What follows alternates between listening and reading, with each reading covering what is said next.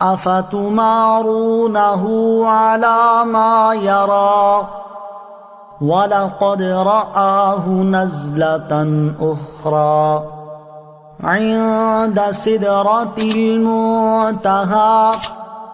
ترجمہ: تو کیا تم ان سے ان کے دیکھے ہوئے پر جھگڑتے ہو؟ اور انہوں نے تو وہ جلوہ 2 بار دیکھا سدرۃ المنتہا کے پاس۔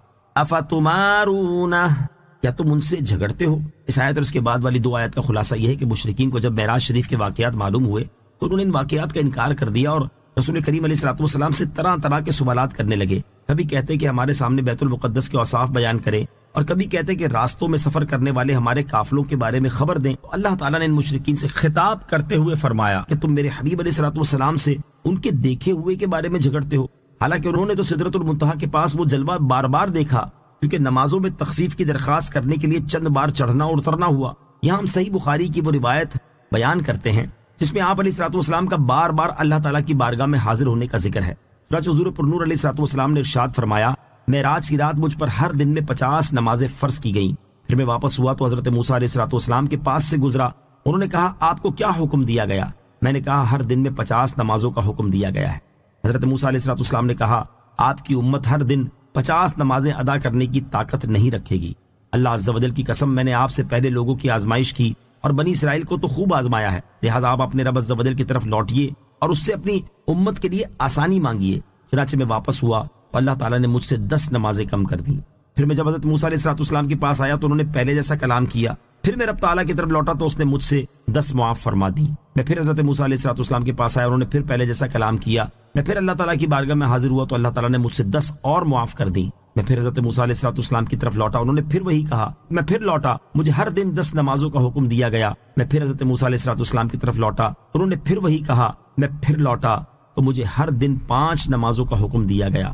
میں پھر حضرت موسیٰ علیہ الصلوۃ والسلام کی طرف لوٹا اور انہوں نے کہا کہ آپ کو کیا حکم دیا گیا ہے؟ میں نے کہا، ہر دن 5 نمازیں ادا کرنے کا حکم دیا گیا ہے۔ انہوں نے کہا کہ آپ کی امت ہر دن 5 نمازوں کی طاقت نہیں رکھتی۔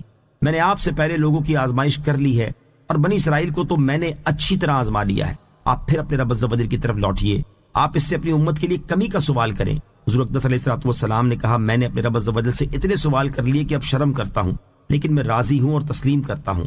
اس روایت میں حضرت موسیٰ علیہ الصلوۃ والسلام کے جن خدشات کا ذکر ہے ان کا ثبوت فی زمانہ عام نظر آتا ہے، اور آج مسلمانوں کے لیے جتنا مشکل 5 نمازیں ادا کرنا ہے، شاید ہی کوئی چیز ان کے لیے اتنی مشکل ہو۔ اللہ تعالیٰ مسلمانوں کو ہدایت عطا فرمائے، آمین۔ سدرۃ المنتہا، سدرۃ المنتہا، سدرۃ المنتہا بیری کا ایک درخت ہے۔ اس کی جڑ 6 آسمان میں ہے اور اس کی شاخیں 7ویں آسمان میں پھیلی ہیں، جبکہ بلندی میں وہ 7ویں آسمان سے بھی گزر گیا ہے۔ اس کے پھل مقام ہجر کے مٹکوں جیسے اور پتے ہاتھی کے کانوں کی طرح ہے۔ مفسرین نے اس درخت کو سدرۃ المنتہا کہنے کی مختلف وجوہات بیان کی ہیں۔ ان میں سے 2 وجوہات سماعت کیجیے۔ نمبر 1، فرشتے، شہداء اور متقی لوگوں کی ارواح اس سے آگے نہیں جا سکتی، اس لیے اسے سدرۃ المنتہا کہتے ہیں۔ نمبر 2، زمین سے اوپر جانے والی چیزیں اور اوپر سے نیچے آنے والی چیزیں اس تک آ کر رک جاتی ہیں، اس لیے اسے سدرۃ المنتہا کہتے ہیں۔ جیسا کہ حضرت عبداللہ ابن مسعود رضی اللہ تعالیٰ عنہ فرماتے ہیں، جب تاجدار رسالت صلی اللہ تعالیٰ علیہ وسلم کو معراج کرائی گئی تو آپ کو سدرۃ المنتہا پر لے جایا گیا، اور سدرہ 6 آسمان پر ہے۔ زمین سے اوپر جانے والی چیزیں سدرہ پر آ کر رک جاتی ہیں، پھر انہیں وصول کیا جاتا ہے، اور اوپر سے نیچے آنے والی چیزیں اس تک آ کر رک جاتی ہیں، پھر انہیں وصول کیا جاتا ہے۔